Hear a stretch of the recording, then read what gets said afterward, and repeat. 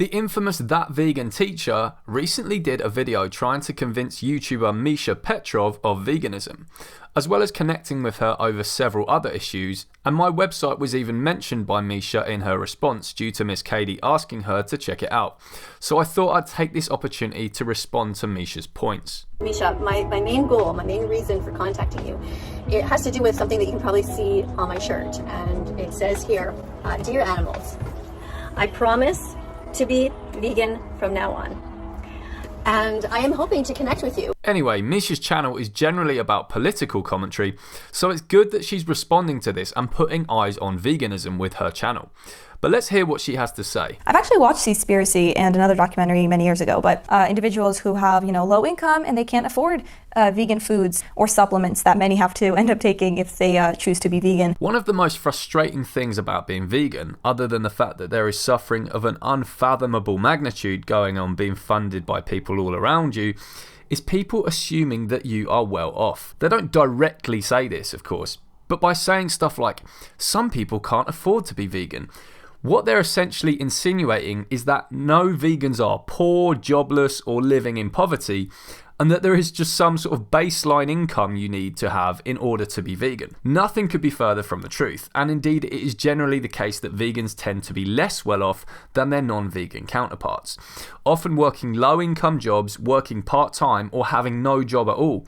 Hence the "get a job" shouts we constantly face at animal rights protests. Plant foods are the cheapest foods on the planet, hence why the most impoverished societies worldwide tend to subsist on predominantly plant-based diets. Grains, lentils, beans, potatoes, carrots, bread, these are the most affordable foods in existence. If you can't afford these foods, then it's literally impossible to afford animal foods, which are luxury items to many. With regards to supplementation, there is no more need for vegans to supplement with anything than there is non-vegans, as we can get everything we need from plants and fortified foods. However, those who wish to supplement for convenience can choose to do so very affordably. I'd recommend vegans do take a B12 supplement, which is a vitamin that farmed animals are supplemented with themselves in order for non-vegans to get that nutrient. A quick search on Amazon for a pack of these returns some very affordable options, such as 400 tablets for around £10. That's enough to last you more than a year. A way more efficient and affordable way of getting B12 than steak, bacon, eggs, or milk, if you ask me. So, yeah, even in places up north, a lot of people rely on meat because they need it to have energy. If they were to just eat lettuce and other fruits and vegetables, it would be very difficult for them to survive. And meat is very much in their culture. Mentioning lettuce, which is about the most low energy food you could think of as an example here, is obviously kind of misleading, especially as the plant kingdom contains every carbohydrate rich food that there is, and that carbs are the primary source of energy for the human body, i.e. they're our most important source of energy, rather than animal corpses. So yes, despite what so many people have been led to believe, the human body is built to run on carbs. We do not need animal foods in any way for energy, and anything animal foods do provide, like high amounts of protein, can easily be found in plant foods as well. In any case, Misha, we need to focus on your situation here and not get distracted into thinking about people living in non-built up areas like isolated regions of northern Canada. So there's a lot that goes into this. She's saying that you can be 100% healthy, completely everything is fine. And I'm sure some people can. I'm sure that diet for a lot of people works and they feel great, and that's fantastic. For me personally, my grandmother, who is a doctor, and she has always taught me that meat is part of a balanced diet and very necessary for brain development, and it should be included in your diet. So yeah, that's just how I was raised. Indeed, and that is how all of us, including that vegan teacher, were raised. We were all told by our grandmothers, by doctors, and whoever that animal foods are an important part of a balanced diet. This is because the pharmaceutical industry is in bed with the farming industry, and both of those industries are in bed with the government.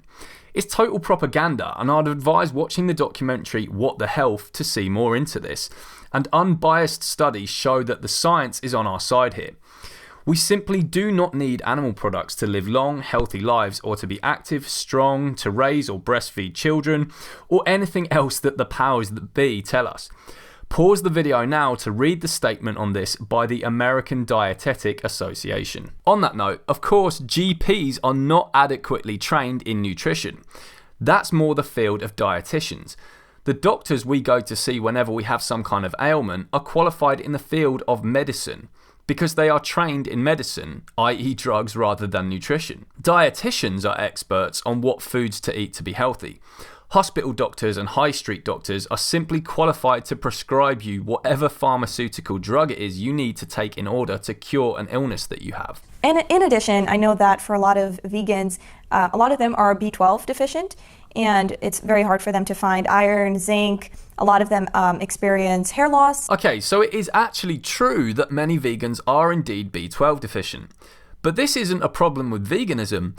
Rather, this is a problem with vegans. Many vegans simply ignore advice to eat B12 fortified foods enough or to take a B12 supplement. As stated earlier, this is easy to do and we should all be doing it. What you mentioned here about iron and zinc, however, Misha, is untrue. There appears to be no correlation between iron or zinc deficiency and veganism. And indeed, vegans can very easily get these metals that come out of the earth anyway, without needing to consume corpses. The idea that vegans are prone to hair loss is nothing more than an old wives' tale. This is simply not a vegan issue, and it just sounds like one of those things ex-vegans say as an excuse to eat pizza and ice cream again, because they have no willpower and can't be bothered to commit to a lifetime of not funding animal abuse. Vegans end up underweight and have to take supplements, and a lot of people don't want to experiment with their diet. Being underweight is certainly not a prevalent issue among vegans. Rather, it now appears to be being overweight.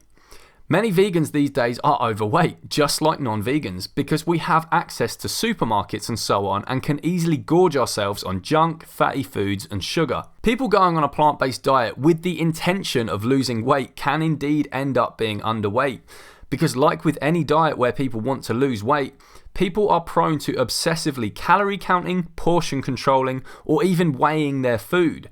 This is especially true of women who are more likely than men to have body image disorders and end up starving themselves. This is simply not a reflection of veganism, but rather of toxic body image and diet culture. Go vegan for the right reasons, i.e. for the animals, and you will have absolutely no problem avoiding being underweight. One of the things that concerns me is I did hear you talking about your chickens one time. I think you have chickens. And so this is where I'm kind of pausing and very hesitant and worried that you might not have an open enough mind. On the other hand, maybe you did become attached to some of these animals. I don't know. If you've been raised around them all your life, it could go either way. It could be that you would see that they are individuals, and they're interesting and they're cute in their own way, or it could be that you've been raised for such a young age to detach yourself from that emotion, the emotions, and just view them as simple objects, which is what I'm really hoping that you don't do. Yeah, no, I do have chickens. I love my chickens. I don't think my chickens are objects. They're animals. They are sentient beings. Okay, this is one of the first indications here that Misha could quite easily make the connection. In fact, Misha, you basically inadvertently reached the point.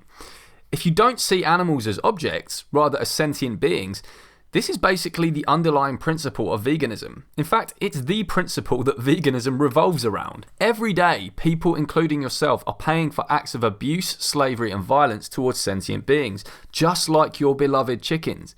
These sentient beings are being used as commodities and resources by humans, when the truth is just as you yourself state, Misha. They aren't objects, but sentient beings. I want you to try to tap into who you were when you were born, and you were born vegan. That means somebody who never wanted to hurt animals.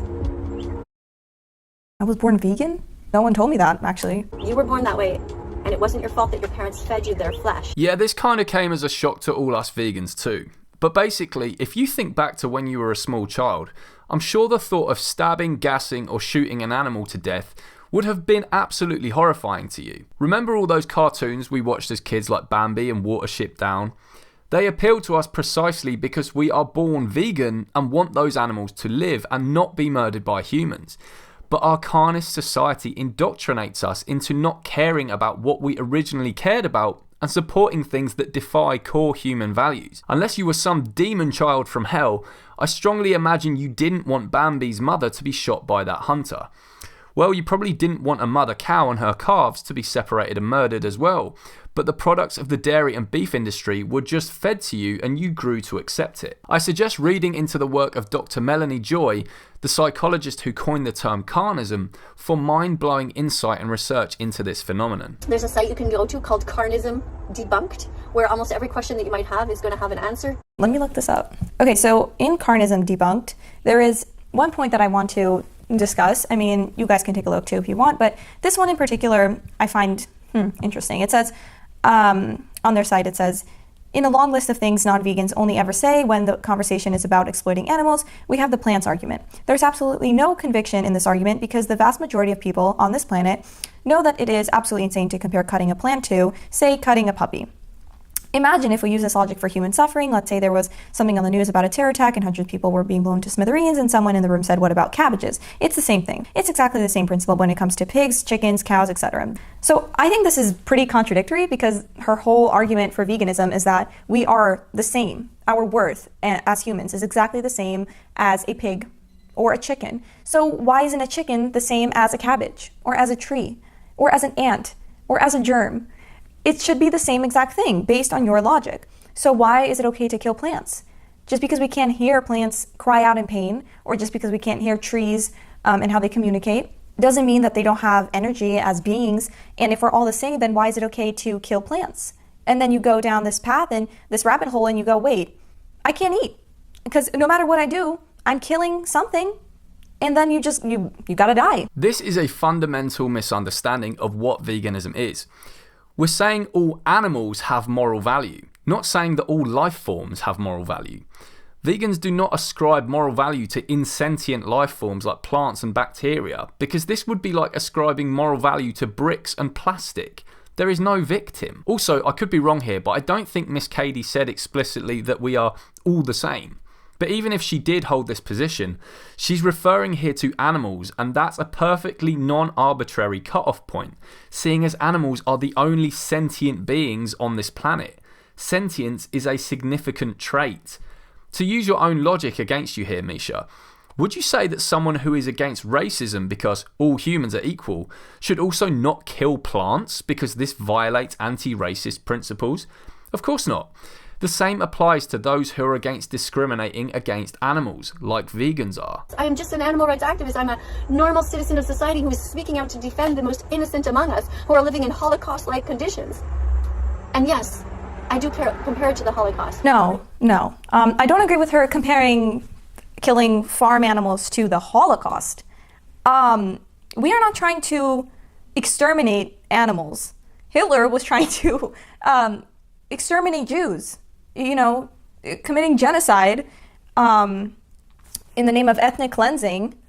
So it's absolutely evil what was done during the Holocaust, and I don't think you should be comparing it to eating animals. I suggest that you educate yourself more on the millions of Jews that were murdered and realize that it's really not okay for you to be comparing that to killing chickens and pigs. Yeah. To say that Miss Katie needs to educate herself on this here is way off. Katie is nearly 60 years old. She has decades more knowledge and education than you do on the most infamous oppression in human history. Katie has held buckets of knowledge on the Nazi Holocaust since the mid-1900s, around when it happened, and was appalled by it ever since she learned about it as a child. It's kind of weird for a youngster like you who probably only heard of it like a decade or two ago and probably knows no real-life survivors of it, to tell her, someone who knew countless people who actually lived through it, to educate herself. Misha, it's you here who needs to educate yourself on the striking similarities between what the Nazis did to groups they deemed inferior and what human supremacists do to those they deem inferior. I would strongly suggest reading the book Eternal Treblinka, Our Treatment of Animals and the Holocaust by Charles Patterson, to learn about how animal oppression inspired all human oppressions and are identical in many ways, and to speak to living Holocaust survivors who are now vegan because of the connections they made, such as Alex Hershaft. By the way, the animal Holocaust factually, definitionally, is a Holocaust. The definition of Holocaust is slaughter or destruction on a mass scale. What more adequately describes massacring 2 trillion animals per year and destroying the planet in the process than the word Holocaust? I could be here for ages trying to convince you of all this, and I'd rather get on with the rest of the video.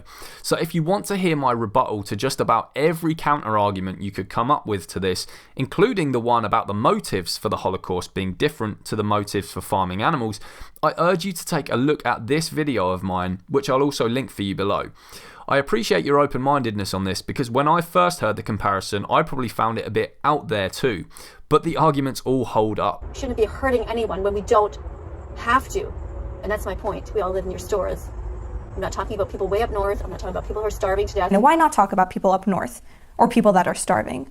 Why doesn't the argument work there? What about people up north, Sami people or whoever? Why should those individuals have the right to kill deer and other animals, but we can't? We can't eat animals? You said that our lives are equal, right, to animals. We're all the same. So why should someone choose to kill an animal to survive by taking away another life?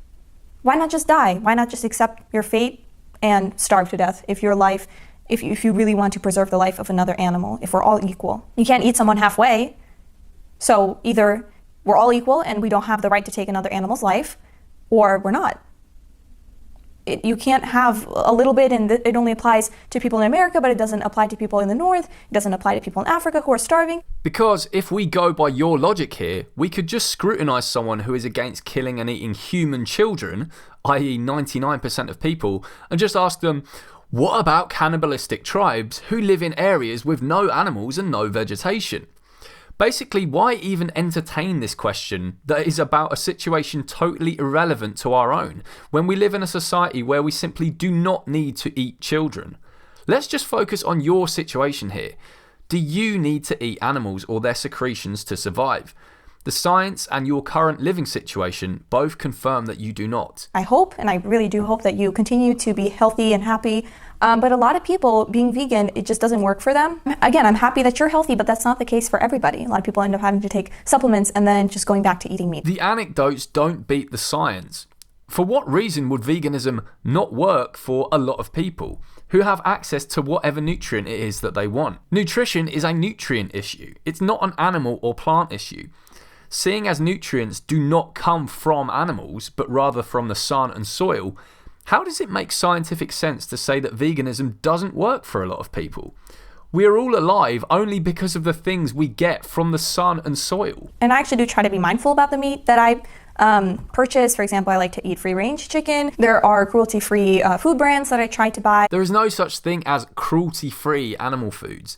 This includes when the victims are free-range.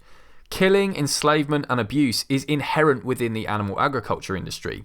Eggs, wool, dairy, meat and leather simply cannot be procured without these things. Buying a box of free-range eggs alone kills dozens of male chicks who are shredded, drowned, gassed or suffocated at hatcheries because they do not lay eggs. I would suggest utilising the Why Veganism page on my site to read into how each industry operates, or watching a documentary like Earthlings or Dominion to see this for yourself. So what we do put in our bodies, it's really important. This of course applies to vegan foods, for example fake bacon and other meat substitutes. A lot of it is processed and a lot of it is harmful for the human body. And that's why a lot of vegans look very malnourished a lot of the time. Yes, processed foods are not healthy, but the meats you eat are processed as well. Just like every non-vegan, of course you eat bacon, sausage, salami, hot dogs and so on. If eating processed foods as a vegan would be deterring to you, guess what? Don't do it. Just eat a whole foods plant-based diet, i.e. vegan foods that are ingredients rather than vegan foods that have ingredients, as prescribed by the China study, the most comprehensive nutritional study in human history, which concluded that a whole foods plant-based diet with a vitamin D and B12 supplement is the optimum diet for human health. Also, it's sad to see you've been misled by these silly videos you've seen put out there by insane carnivore dieters, which aim to brainwash you that vegans look malnourished. It would be extremely easy for me to put together a compilation video of unhealthy, malnourished non-vegans. Hell, I don't even need to do that. Just walk down your local high street and see every second or third person that walks past you. Do you really think that billions of non-vegans don't look unhealthy, malnourished, sick and diseased? Most people are lacking in certain nutrients.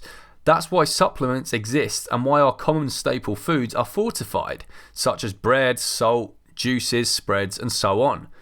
Please stop falling for these laughable vids of weird-looking vegans some carnivore dieter managed to scramble together from the internet. So we have to take both the environment and other animals and us as the human species into consideration. We can't just think about the animals and we can't just think about humans. We have to think about both. So the point Misha is trying to make here is that we also have to take humans into consideration. I.e., she's implying that veganism is harmful to humans and that vegans are ignoring this. Misha, please look into the effects that animal agriculture and animal foods have on humans. Displacement of indigenous people, sky-high cancer and heart disease rates, the likes of which our species has never seen before, rape and violent crime going up in correlation with slaughterhouse employment, crops and water being wasted on artificially bred farmed animals who need not ever have existed. Need I go on? I also don't think we should be killing for fun. I know a lot of people like to go hunting and, bring back animals and put their heads on the walls or their fur for a carpet, whatever. I don't know. It doesn't sit right with me. Good. Misha is making another connection. Killing for fun doesn't sit right with her.